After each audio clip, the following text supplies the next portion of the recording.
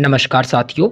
अभी सभी को मालूम है कि बिहार विद्यालय परीक्षा समिति की तरफ से एसटीईटी 2023 की परीक्षा ली जा रही है और इतना जल्दी परीक्षा का आयोजन किया जाएगा कोई नहीं जानता था।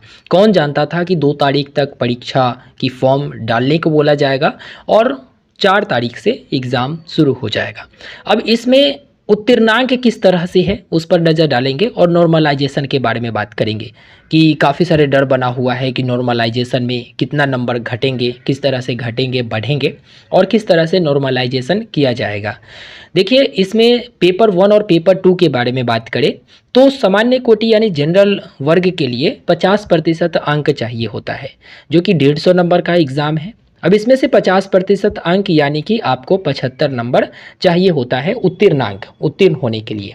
चूँकि ये एलिजिबिलिटी टीचर एलिजिबिलिटी टेस्ट है, यानी आप पास हो गए तो आप आगे फॉर्म फिलअप करने के लिए तैयार रहेंगे। ठीक है। इसके बाद महिला के बारे में बात करते हैं। जो महिला हैं उनको 40% अंक चाहिए उत्तीर्ण होने के लिए, यानी 150 का 40% अगर देखा जाए तो 15 चौका 60, यानी कि 60 नंबर उनको जरूरी होता है। वही दिव्यांग व्यक्ति को भी 40% अंक ही चाहिए, यानी कि 60 नंबर उनका आ जाता है तो वो उत्तीर्ण हो जाते हैं। लेकिन ये 60 नंबर रॉ नहीं होना चाहिए, पूरा फाइनल जो आपका रिजल्ट आएगा उसमें होना चाहिए। वो आगे बात करूँगा रॉ क्या होता है, रिजल्ट वाला क्या है। अनुसूचित जाति और जनजाति उनको भी 40% अंक चाहिए, यानी 150 का 40%, यानी 60 नंबर। अब पिछड़ा वर्ग और अत्यंत पिछड़ा वर्ग। देखिए, पिछड़ा वर्ग वालों के लिए जो बीसी कैटेगरी में है, ओबीसी जिसे कहते हैं, बीसी बिहार में बैकवर्ड क्लास, तो उनको 45.5 अंक चाहिए, यानी कि 150 नंबर है उसमें 45.5 देखा जाए तो 68.25, यानी कि 68 नंबर 68.25, तो 68 ही से नहीं, आप 69 लेकर चलिए। ठीक है, जो कि आपका फाइनल होना चाहिए, तब जाकर आप ओबीसी से पिछड़ा वर्ग से आप पास होते हैं।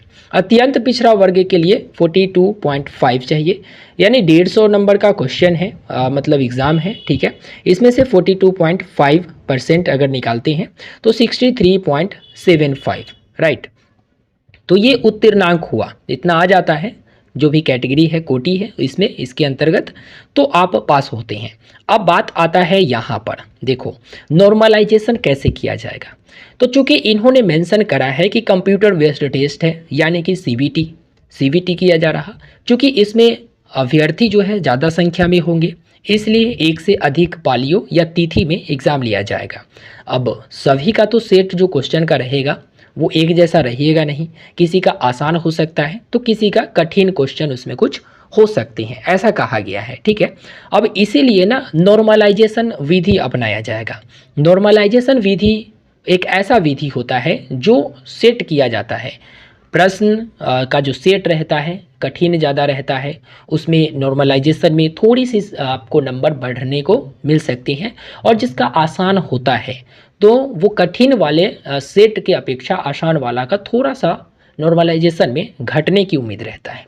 इन्होंने एक और चीज़ मेंशन करा है, देखो चूंकि इसमें निगेटिव है नहीं, 150 का 150 क्वेश्चन है, 150 अंकों का, तो इसमें निगेटिव है नहीं।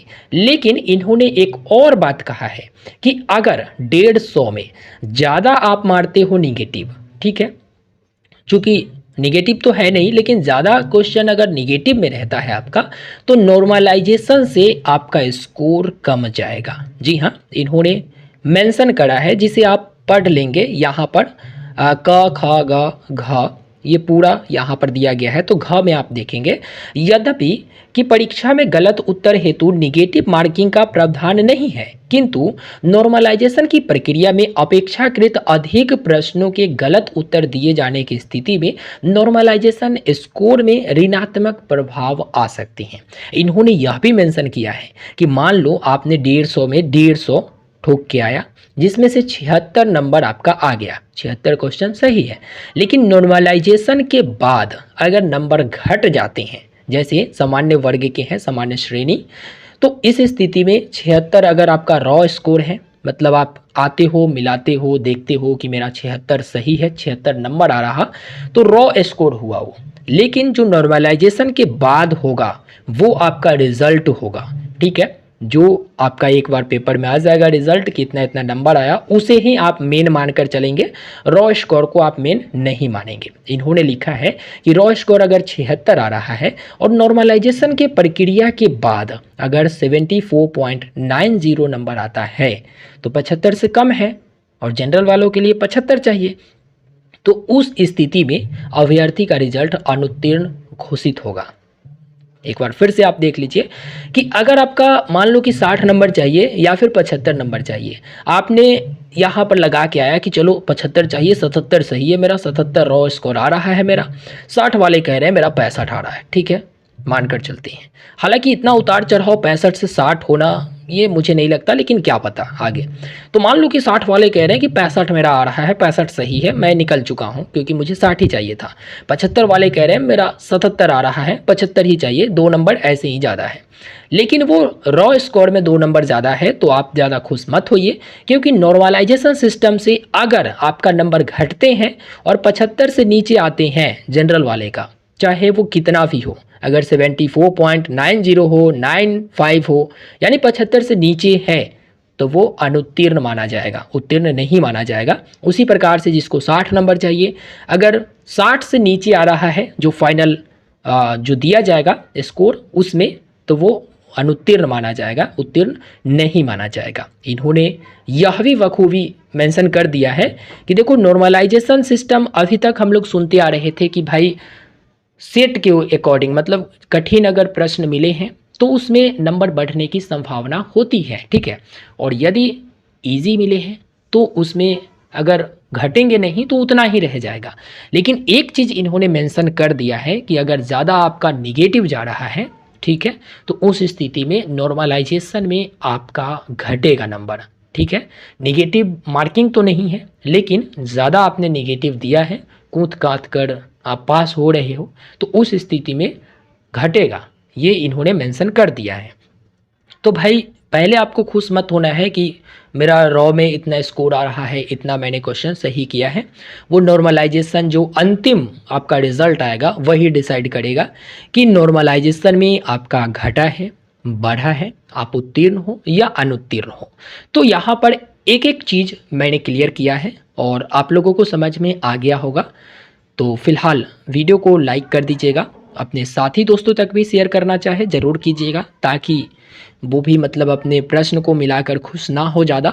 हाँ, आसपास में है तो ज़्यादा खुश ना हो, अगर ज़्यादा है तो खुश होना चाहिए, क्योंकि 75 अगर मान लो कि 75 पासिंग है और आपका रॉ स्कोर 90 आ रहा है, 85 आ रहा है, तो ज़्यादा चांसेस रखो कि आप पास रहोगे। क्योंकि 90 से डायरेक्ट 15 नंबर कम कर देना मुझे नहीं लगता कि होना चाहिए ऐसा। लेकिन भाई ये भी तो बोला गया है कि ज़्यादा निगेटिव रहेगा तो भाई नॉर्मलाइजेशन में आपका नंबर घटेगा, याद रखेंगे। फिलहाल इस वीडियो में इतना ही, जानकारी स्पष्ट से मैंने दिया है। कोई सवाल है, कमेंट बॉक्स खाली रहता है, कर सकते हैं कमेंट।